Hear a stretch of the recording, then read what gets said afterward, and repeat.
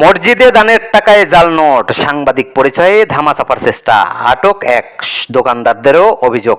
এমদাদুল হকের প্রতিবেদনে বিস্তারিত। গাজীপুরে বোটবাজার কেন্দ্রীয় জামে মসজিদে জুমার নামাজ চলাকালে দানের টাকা জাল নোট দেওয়ার অভিযোগ এক ব্যক্তিকে আটক করেছে গাছা থানা পুলিশ। শুক্রবার 19 জুন দুপুর আনুমানিক 1:15 মসজিদের মুয়াজ্জেম দানের টাকা সংগ্রহের সময় এক ব্যক্তি দুটি 500 টাকার নোট দিয়ে 200 টাকা দান রেখে বাকি 800 টাকা ফেরত চান। বিষয়টি সন্দেহজনক মনে হলে উপস্থিত মুসল্লিদের নোট দুটি দেখানো হয়। পরে মুসল্লিরা নোট দুটি জাল বলে শনাক্ত করেন। এ সময় অভিযুক্ত ব্যক্তি নিজেকে সাংবাদিক পরিচয় দিয়ে ঘটনাটি ধামাচাপা দেওয়ার চেষ্টা করেন বলে অভিযোগ ওঠে। ভদ্রলোক কি করছে, নিজের পকেটে 1000 টাকা নিয়ে 1000 টাকা দান বা সমুদ্র দিয়া 800 টাকার মতো ঘুরাই নিছে। ঘুরাই নেওয়ার পরে তারপর মুরব্বী আছিল একজন, আরেকজন আছে, তারা দেখা বলেছে, দেখা বলে যে টাকা জাল। তারপরে এরকম করে সবাই অনেক লোক ধরা হয়েছে। ধরার পরে তারপরে মসজিদের কর্তৃপক্ষ সবাই করে পুলিশকে খবর দিচ্ছে। খবর দেওয়ার পরে তাকে পুলিশে থানায় নিয়ে গেছে।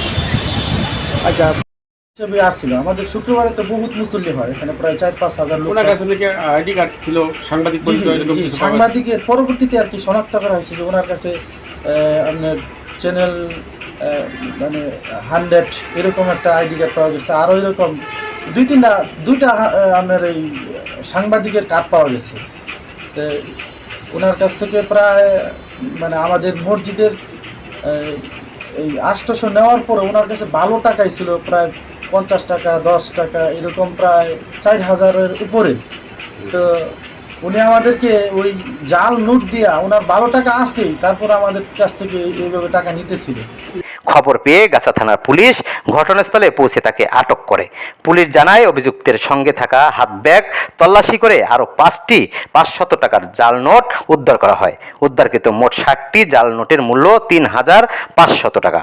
এছাড়া তার কাছ থেকে নগদ 4695 টাকা, 4টি অ্যান্ড্রয়েড মোবাইল ফোন এবং 2টি সাংবাদিক পরিচয়পত্র জব্দ করা হয়েছে। জানা যায় অভিযুক্ত ব্যক্তির বিরুদ্ধে এর আগেও বিভিন্ন দোকানদারের কাছে জাল টাকা চালানোর অভিযোগ রয়েছে।